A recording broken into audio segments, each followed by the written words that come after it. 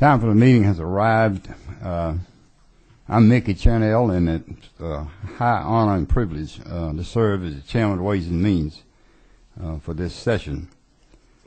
First of all, I want to introduce our staff. First, Linda Morweedy, who is my long-term administrative assistant, and Jeremy Betts, who is our committee aide. He's been around in this place, I think, now 7 years, and we're really pleased to have him. Sam Johnson is our intern. And those of you who know me will be pleased as well that he's a UGA student, and we look forward to working with him. And our legislative counsel for this committee is Joe Shurer. Let me say at the outset that I know Larry O'Neill, and I'm no Larry O'Neill. I hope I know what I don't know, and I will be calling on Majority Leader O'Neill for his wisdom and counsel as this committee moves forward. Having said that, we have a veteran, dedicated committee, and together as a team, and I emphasize a team, we will get the job done. My view of how the committee should work in this session is that we will be a very, very deliberative body, as it always has been. However, because of the challenging economic environment in Georgia, we will be even more deliberate than usual. In my 9 years of prior service on this committee, I learned that the author of every bill wants it passed yesterday. I understand that. I did too. As you know, one of the recommendations of the Special Counsel on Tax Reform is to require that legislation affecting tax and tax credits be introduced the first year of a legislative term and lay over until the second year before passage. While we are not going to do that by rule, a bill is really going to be needed this year in order to make it through the entire process. I want to talk a little bit about the Special Counsel on Tax Reform and Fairness for Georgians. It's created by House Bill 1405. We first of all owe a debt of gratitude for the hard work of the council who spent all last year and in fact are still engaged in a big-time way, including having a conference call this afternoon, and we are grateful for the work that they did.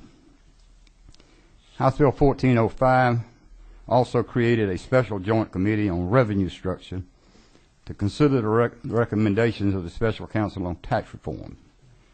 By position, I will co-chair that joint committee.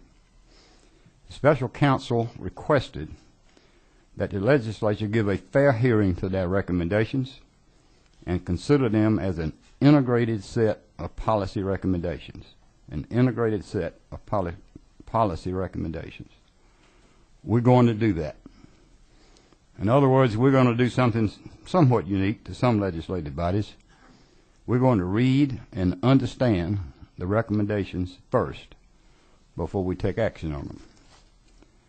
The Special Joint Committee on Revenue Structure will begin its work tomorrow from 1 to 3 o'clock in 307 CLOB. The committee will be learning from members of the Special Counsel on Tax Reform in an effort to learn more detail about their recommendations. I would encourage every member of this committee to attend if possible. I think in your folder is a hard copy of those recommendations, and I would encourage each member to become very familiar with them. While this, and this is important, while this process is taking place and until it runs its course, the chair does not intend to hold a full committee vote on individual legislation dealing with any recommendation contained in the Special Counsel report. We will consider bills, single bills that deal with these matters in subcommittee, but final action will be delayed until the Special Joint Committee's work is complete. In your folder, you will see subcommittee assignments for the upcoming session. The Income Tax Subcommittee, Alan Peake is chairman. Tom Rice is vice chairman. Howard Mosby is secretary.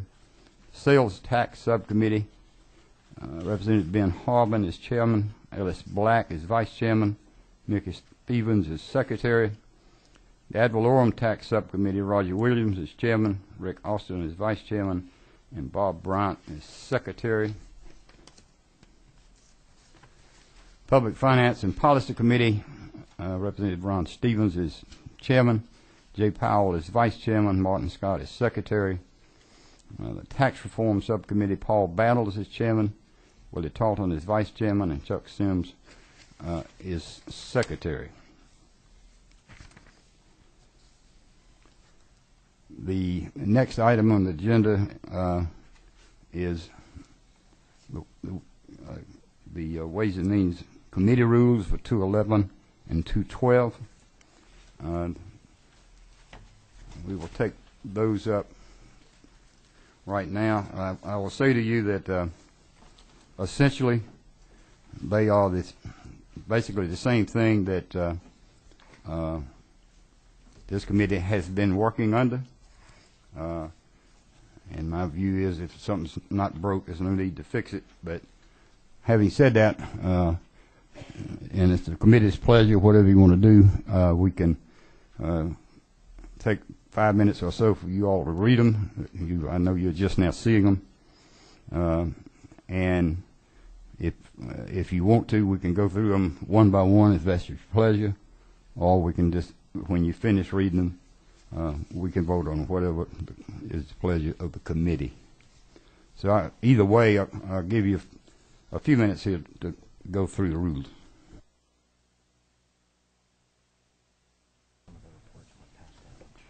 And oh, by the way, anytime any member has a question, if you will press the button on your mic in front of you, and if you're from the South, you may mash your button.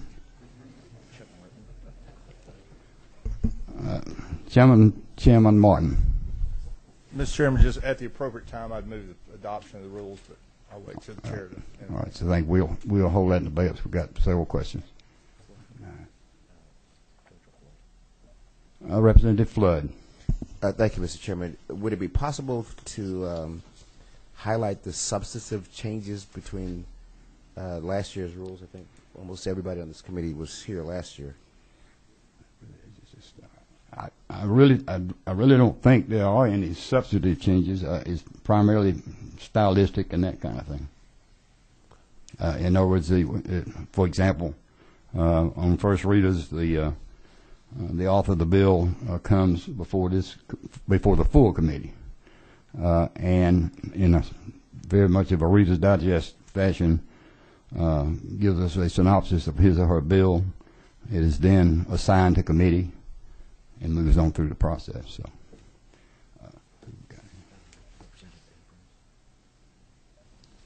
the distinguished minority leader. Thank you, sir. I appreciate it.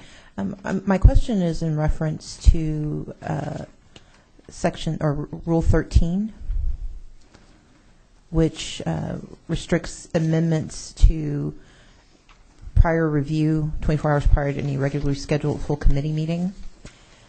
My concern is this, that because most of the bills, certainly just looking at past practice, the deeper we get into the session, there tends to not be time between a subcommittee hearing and a full. There may not be time between a subcommittee hearing and a full meeting.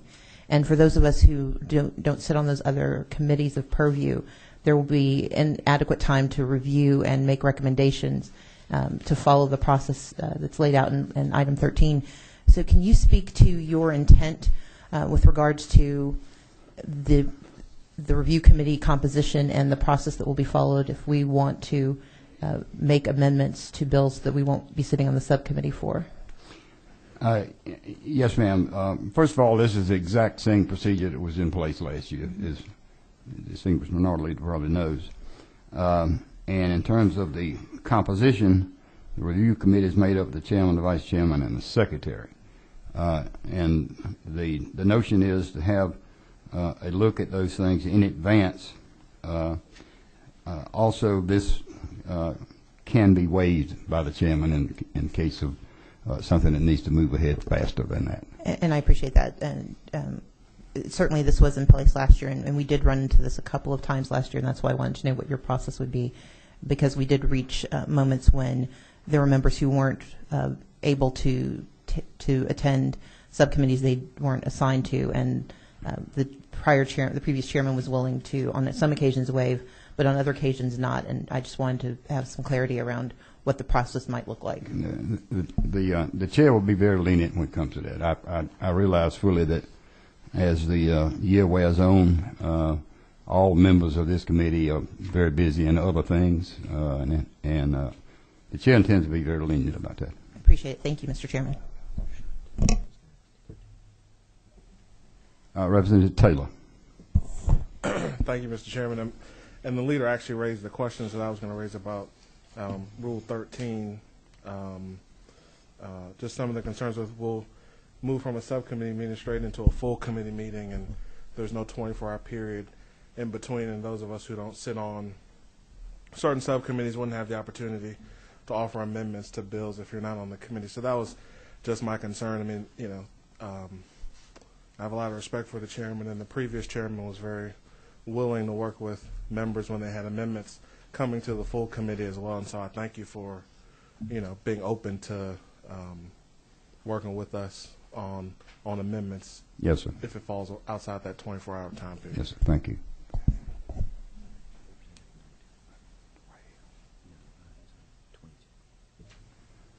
Vice Chairman of this committee, Mr. Knight. Oh, excuse me. Secretary Sims. Okay. Thank you, Mr. Chairman. I just wondered if there was going to be a rule about fiscal notes, and there's always been a rule about anything significantly affecting state revenue that we would require a fiscal note. I didn't see anything of that in here. I would call your attention, Secretary Sims, to number 11. 11? Okay, I'm sorry, I missed it. Okay. Thank you. Any further questions from the members of the committee? Seeing none, Chair will entertain the motion. Martin, I'm sorry, Chairman Martin has made a motion to approve the rules. Motion made and second. All in favor signify by saying aye. Aye. Opposed, same sign. It passes unanimously.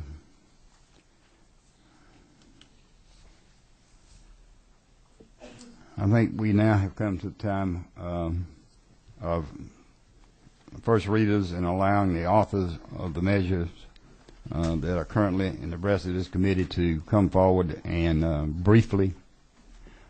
I'm sorry, we got some more questions. Representative Beasley Teague. Can I get thank you. Can I get a list of the people that are of the committee, of the full committee? I see the subcommittee piece here, which is fine and good, but I guess I'm still on this committee, but I don't see. Okay, but I don't see who I should be working with on this committee. The full, there's the list of the committee, the secretary, the vice chair, or whatever it takes. Thank you. She said she'll email it to me. Thank you, Mr. Chair. Thank you. We will get that information to you. It was on the list of committee assignments. It was a week or two ago, whenever that was.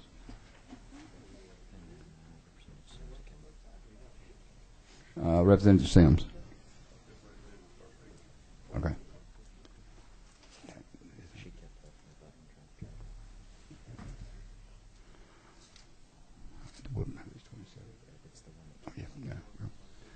Okay, Secretary of this committee, Sims, and we have the bills listed before you. House Bill 13 by Representative Franklin. Is Representative Franklin here? Representative Franklin, he's going to read a quick summary of your bill, and then if you will give us a couple of 3-minute overview of the bill. And by the way, I want to be clear about what we're doing here. The reason for doing it in this fashion is to be sure that we have 30 members on this committee, so that they will have some notion of what's in the rest of the committee. As you know, Representative Franklin, this committee is actually the busiest committee in the House as it relates to the number of bills that are assigned to it. I don't know how many will wind up, but it typically is in the 300 range. So, Representative Sims, if you would first read it, and I will then assign it.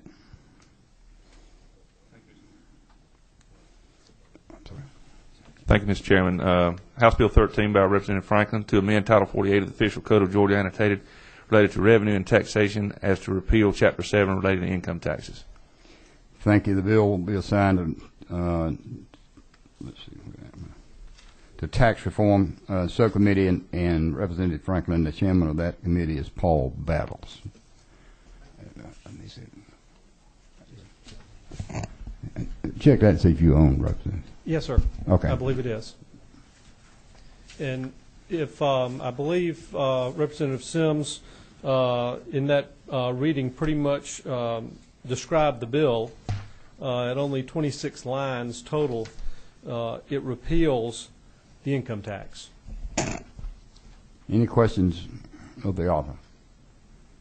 If not, the next bill is House Bill 19 by Representative Franklin. Thank you, sir. You want me to read it? Yes, please. Okay, I'm sorry. House Bill 19 by Representative Franklin to amend Article 2, Chapter 7, Title 48 of the Official Code relating to imposition rate and computation and exemptions regarding income taxes. And that goes to Tax Reform Subcommittee, and that again is Chairman Paul Battles. Thank you. House Bill 19 removes the exemption from the state income tax from the privately owned Federal Reserve Bank of Atlanta. And if you think back of the last quantitative easing a couple of years ago, where the Federal Reserve created out of nothing $1.2 trillion, when you take that back down to divided by the 12 privately owned Federal Reserve banks, Atlanta's would be roughly $100 million, and at our 6% rate, that $100 billion. So at our 6% rate, that's $6 billion of revenue to the state, and that's what we're trying to get with House Bill 19. Any questions at all? Next bill on the list is House Bill 20 by Representative Franklin. House Bill 20 by Representative Franklin to amend Title 50 of the Official Code of Georgia Annotated relating to state government so as to provide for the comprehensive regulation of federal tax funds, to provide for a short title, and provide legislative findings. Tax Reform Subcommittee, Chairman Paul Battles. Great. You may proceed. Thank you. This House Bill 20 is the State Authority and Federal Tax Funds Act, which provides that all federal taxes get paid to the State Department of Revenue, and then that percentage that is of federal spending that has been authorized in the Constitution to the federal government gets forwarded to them, which in essence keeps the state from enacting bad law in order to keep getting federal funds. So it puts us in control of those funds. Any questions from the committee? Thank you, Representative Franklin. Thank you. House Bill 29 by Representative Hurd. House Bill 29 by Representative Hurd and Representative Hughley and others to amend Title 48 of the Official Code of Georgia Annotated relating to revenue and taxation so as to provide for the applicability of Chapter 16, the Tax Amnesty Program Act, and Chapter 16A, the Property Tax Amnesty Act Program Act.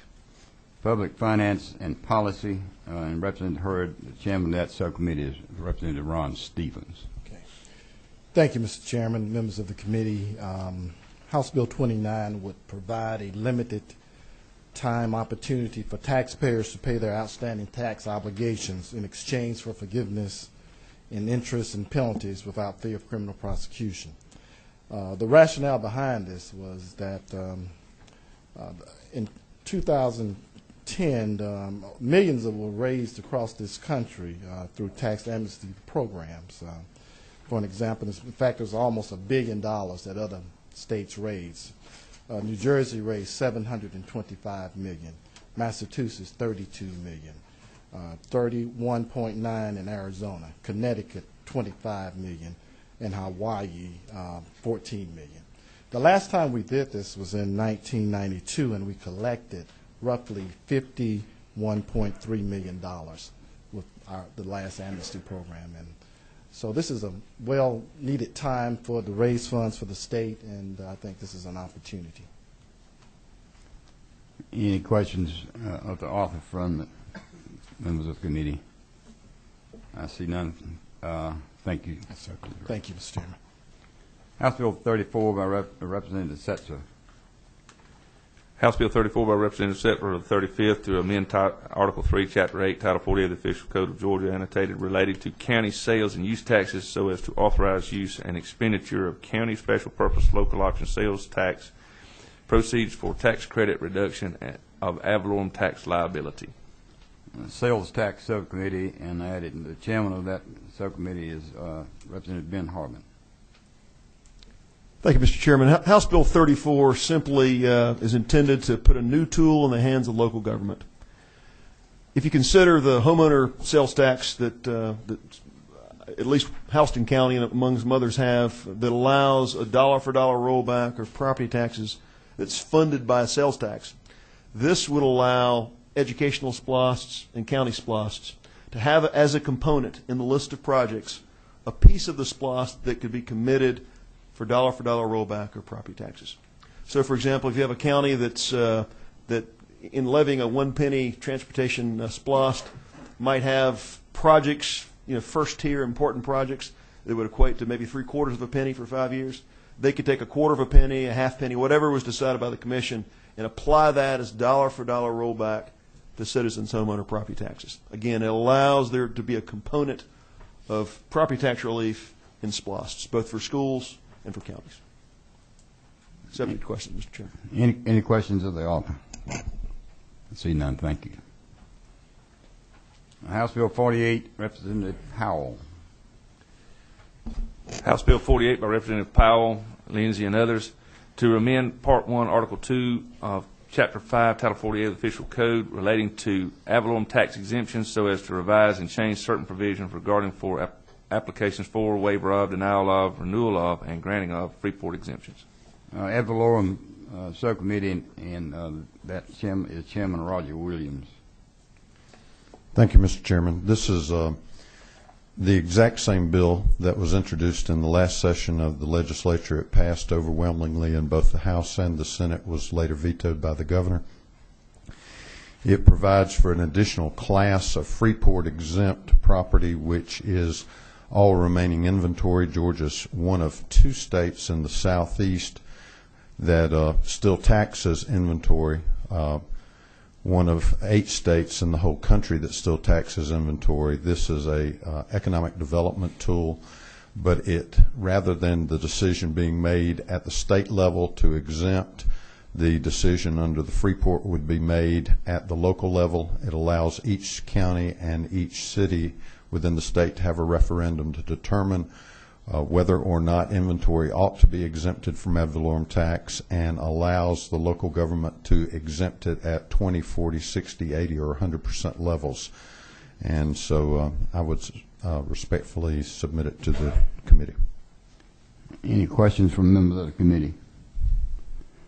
Representative, the chair has one quick question. Yes, sir. I read the veto message. Yes, sir. I didn't really understand what I was reading. What do you think it meant, the veto message? Why did he veto it? Quite honestly, I don't know why he vetoed it. His stated reason for vetoing it was because he thought it would pit counties against each other to the detriment of their tax base. As a practical matter, the reason that it was submitted this way is exactly that, to allow local governments to compete. They use it as an economic development tool. I would foresee that certain aggressive economic development communities would implement this, and then other communities, in order to stay on a level playing field, would also implement it as a defensive measure. But it's an economic development tool for local governments, and they will compete for business as they always have. Thank you. Yes, sir. If I may be excused, Mr. Chairman. Hold on, I'm trying to fit. We got one. Representative Stevens has a question. Chairman Stevens. Yes, sir. Representative Powell, you got an honorable mention somewhere in this special counsel on tax reform. Did I not see that this particular bill was mentioned in there somewhere? I think that they did in fact mention that that ad valorem taxes on inventory was something that needed to be eliminated, and did mention the fact that this had passed the previous legislative session. Thank you, Mr. Chairman. Yes, sir. Thank you. Yes, sir. House Bill 56 by Representative Franklin. House Bill 56 by Representative Franklin to amend Title 40 of the Official Code, the Georgia Public Revenue Code, so as to provide that tax officials may not attach, garnish, levy on, or otherwise seize or attempt to seize property on the basis of an alleged tax liability unless the liability has been reduced to a lawful execution. Tax Reform Subcommittee, and Representative Franklin, Chairman Paul Battles. Thank you, sir. House Bill 56 is designed to protect our constituents when the Department of Revenue goes and attaches their bank account without undergoing or affording our citizens due process. There are a number of people that have complained that they go and try to get money out of their bank accounts, and they find that the Department of Revenue's put a lien on it, and they had no knowledge of the lien. And a court hadn't put it on there, the Department of Revenue had. And there was no notification, no chance for a defense, and this protects our people. Any questions from members of the committee? I see none. Thank you. House Bill 61, Representative Maddox. House Bill 61 by Representative Maddox is 172nd. To amend Article 2, Chapter 7, Title 40 of the Official Code of Georgia, annotated, relating to the imposition, rate, and computation of income tax, so as to provide for an income tax credit with respect to certain volunteer firefighters. Income Tax Subcommittee, and Representative Maddox, that is chaired by Chairman Allen Peake. Thank you, Mr. Chairman. What this bill does, as he just told you, it just provides for an income tax credit with respect to just certain volunteer firefighters. It's not every one of them. And as you all know, a volunteer firefighter gets no compensation. They pay their own expense to from the fire station and all the calls. And some of my friends say they spend as much as $100 a month or more.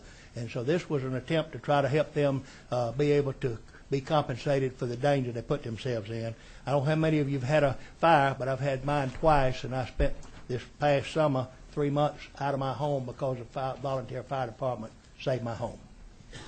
And I realize one last thing, that the state senate tight right now with income, and we realize that this may not go through because of that, but when it state picks up, we would certainly ask it to be activated. Any questions of the author? I see none. Thank you, Representative Maddox. House Bill 73 by Chairman Stevens. House Bill 73 by Representative Stevens and others to amend Title 40 of the Official Code of Georgia relating to revenue and taxation to provide for a local option sales tax and use tax for local community support of economic development, quality of life, to establish special districts, to provide for legislative findings and intent, and to provide for definitions. Sales Tax Subcommittee, Chairman Ben Harbin.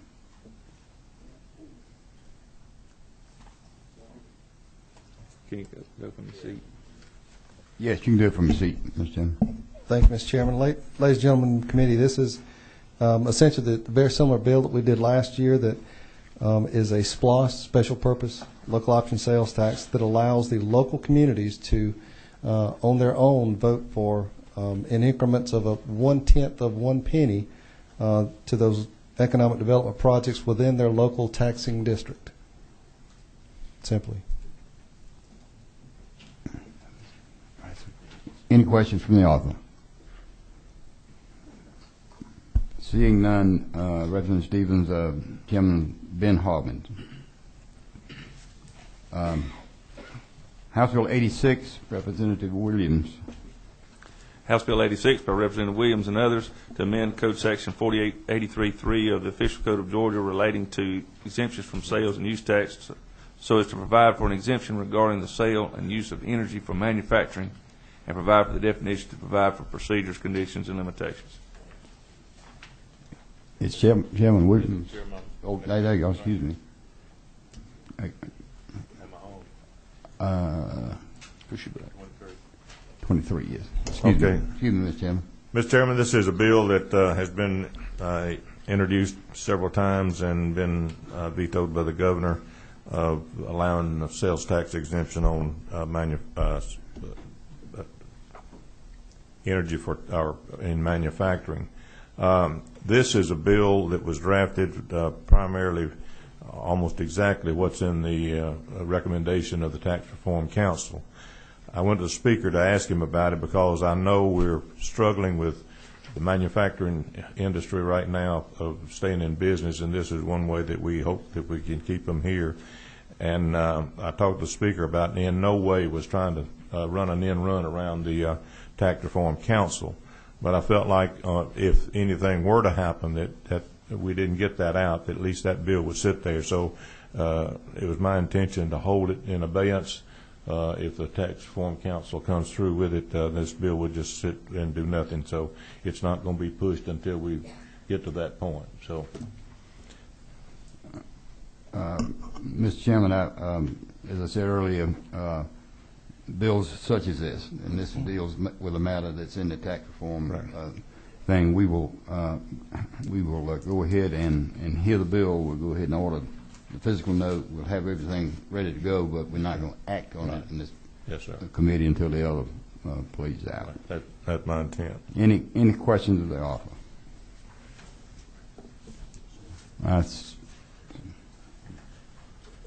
I see none.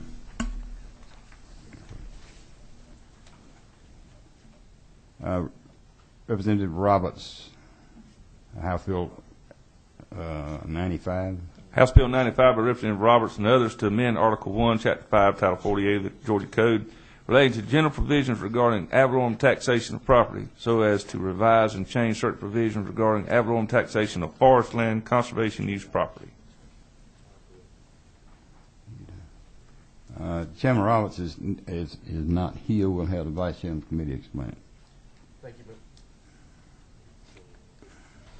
Thank you, Mr. Chairman. I believe this is a bill that this committee saw last year. Ultimately, I think it got vetoed by the governor, and I think you'll find that it's exactly, I think, like it was last year, and we look forward to putting it back through committee and see if we can have it run again. Any questions about that?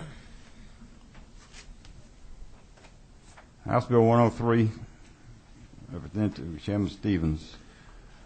House Bill 103 by Representative Stevens is the 164th to amend Title 48 of the Official Code relating to revenue and taxation so as to change the sales and use tax exemption for food and food ingredients to provide for exception from local sales tax, local sales and use taxes.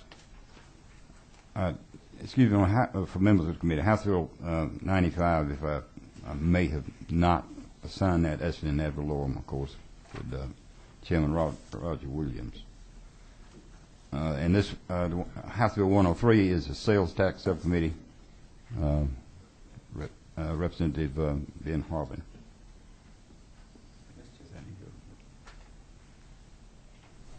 Thank you, Mr. Chairman. This goes straight to the matter on page 5 of the report of the Special Counsel on Fairness.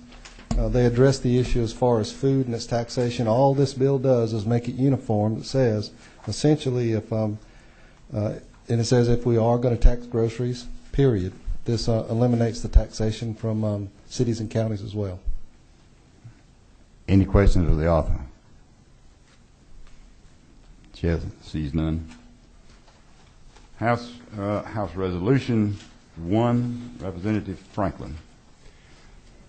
House Resolution 1 by Representative Franklin of the 43rd, proposing amendment of the Constitution so to abolish and prohibit all state, county, consolidated government, municipal, school district, special district, or any other governmental entity from imposing taxes, fees, and liens on property.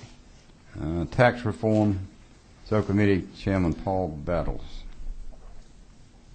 Representative Franklin, you may proceed. Thank you. House Resolution 1 is a constitutional amendment that prohibits and repeals from our Constitution the ability to tax property. As you know, if you're paying a tax to any level of civil government, what you're really doing is just renting it. We don't really have private property ownership when we have property taxation. And this gets us back to a little bit more of a posture of freedom, where the people of this state who have worked hard, paid their property, paid it off, come into some hard times, don't end up being evicted by the civil government because they did not pay their rent, known as property tax. And this goes to as a constitutional amendment, goes to the voters to see if they want it or not. Any questions of the author? Thank you, Representative. Thank you. House Resolution 12, Representative Setzler. House Resolution 12 by Representative Settler of the 35th, proposing amendment of the Constitution so as to provide that the sales and use tax for educational purpose may include a tax credit reduction of the ad valorem tax liability for educational purposes for qualified homestead property owners, or the other ad valorem tax liability of qualified homestead property. Sales Tax Subcommittee Chairman Ben Harbin. Thank you, Mr. Chairman. This resolution corresponds with House Bill 34 that I presented earlier. The educational SPLOST is provided for in the Constitution. There's a lot of provisions that outline how that's done. This would simply allow in the Constitution that if there's a desire among school boards to have as a component of an educational SPLOST property tax relief for homeowners, that could be done. On the county SPLOST side, it doesn't require a constitutional amendment, but because the educational SPLOST is provided in the Constitution, we do have to make this change in the Constitution to allow that to happen. That's all it is, Mr. Chairman. Any questions of the author? Don't see any. House Resolution 13 by Representative Seltzer. House Resolution 13 by Representative Seltzer, proposing amendment of the Constitution as to provide for the dedication of 25% of the revenue received by the state from the levy of state sales and use taxes to be used for transportation purposes. Public Finance and Policy. And that's Chairman Ron Stevens. Mr. Chairman, this was filed last cycle as House Resolution 1358. In a bipartisan effort, we filed this bill with a recognition that we have a statewide transportation funding need. If you think back to the 2008 session, there was consideration of a 1 penny statewide sales tax to fund transportation, recognizing there's a need between $1.3 to $1.5 billion per year. This simply provides a phase-in plan where instead of raising a new penny for statewide transportation funding, this would phase in one of our existing 4 pennies of our statewide sales tax. The phase-in plan would begin when revenue reaches the highest previous level, which is the 2008 level. When state revenues reach that level, this would begin to kick in and would phase in up to 3% of state revenues per year each year until we as a state had committed 25% of our statewide sales tax for transportation purposes only. This is the recognition that a statewide transportation funding problem can't be solved purely through regional means, and this would fit naturally with the regional 10-year plans that's being put before the voters next year. This would begin to phase in at the end of that period so that moving forward, 2020 and beyond, we could have a statewide transportation fund that meets our infrastructure needs. Any questions of the author? See none. Thank you. House Resolution 86 by Chairman Stephens. I don't have 86. I don't have 86, Mr. Chairman. It's not in the folder.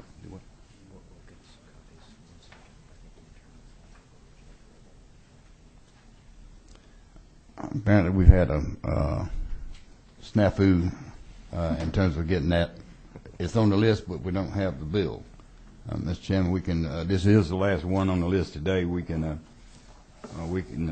do it at our next meeting, or we can wait a minute and do it now. Whatever your pleasure. Well, we don't. have the bill in front of us.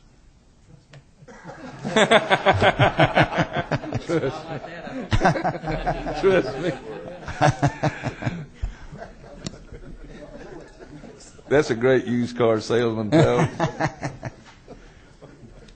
If we'll suspend for a minute, I think we can get it.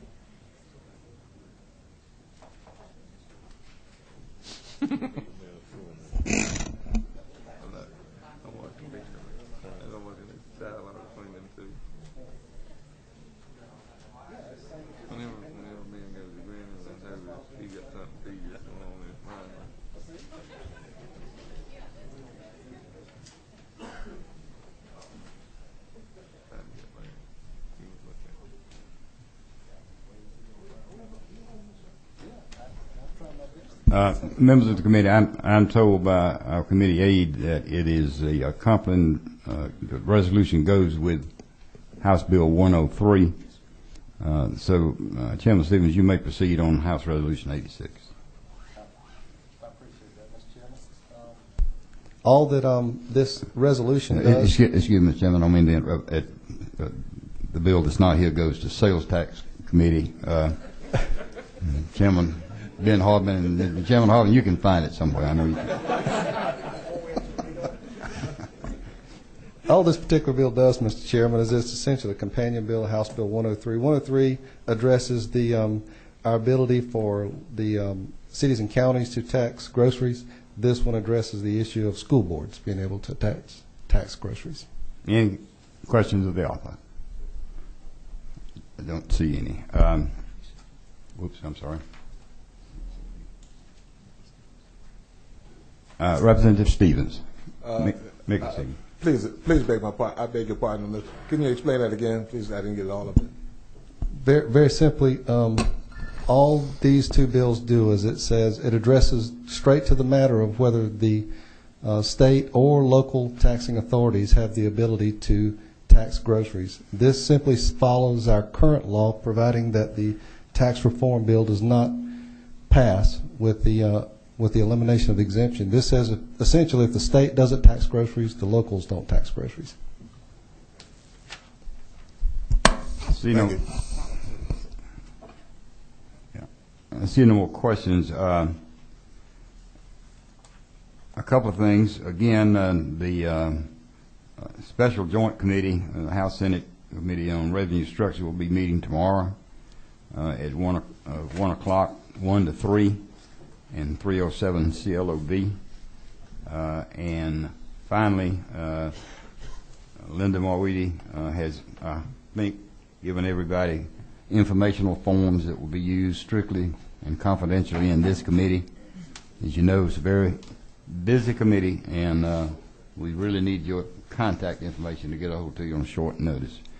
Anybody else on the committee have anything for the good of the order? If not, we stand adjourned. 1 o'clock. Okay.